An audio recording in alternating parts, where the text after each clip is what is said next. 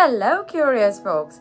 A few weeks ago, we did this story on the Parshuram avatar on Curious Spree, but there is an important offshoot of this story that we will talk about in today's episode.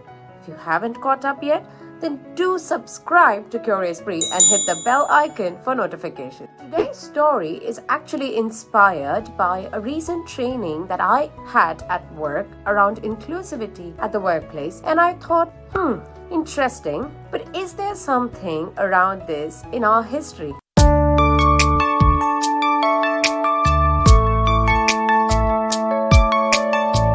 So once upon a time, there lived a wise sage named Jamadagni and his amazing wife Renuka.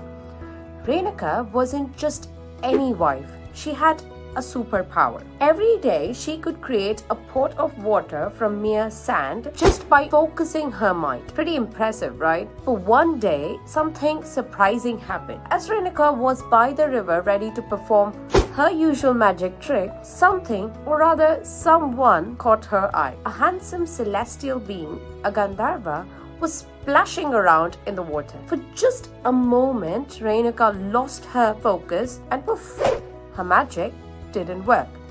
No pot, no water. Renuka returned home feeling guilty, and her husband Jamadagni knew immediately that something was off.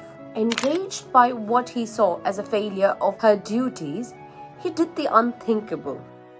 He ordered his sons to punish her by cutting off her head. Now here's where things get wild. All of Jamadagni's sons were horrified and refused, except for the young Parshurama. The ever dutiful son, Parshurama did as he was told. Impressed by his son's dedication, Jamadagni granted him 2 boons. Parshuram used one of those boons to bring his mother back to life.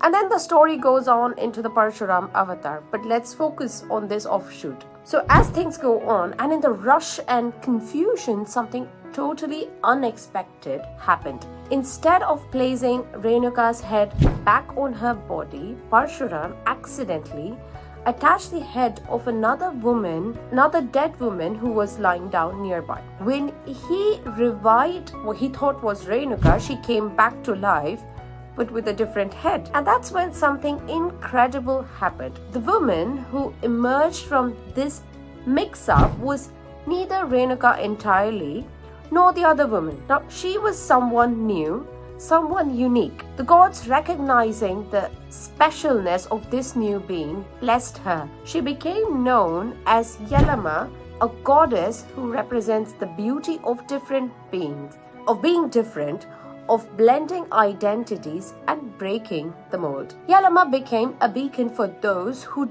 didn't fit the usual boxes. She became especially revered by the transgender community and by anyone who felt that they didn't quite fit into the traditional roles society had set out in general. People saw Yellama as a reflection of their own unique and diverse selves. Today, there is a very famous temple in Andhra Pradesh dedicated to Yellama.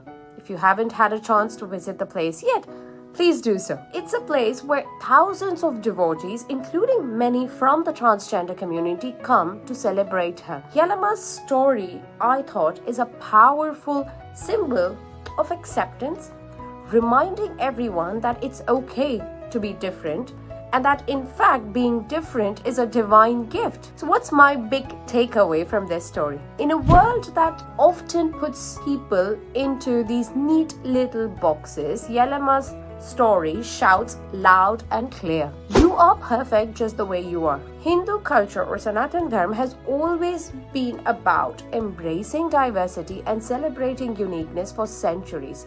The Western world talks about LGBTQ, etc. today, but guess what? We had this figured a long time ago. The other aspect here, Yellama teaches us that being yourself isn't just important, it's something sacred. When life throws unexpected changes like Renuka's transformation, it's a reminder that these changes can lead to something more beautiful and powerful.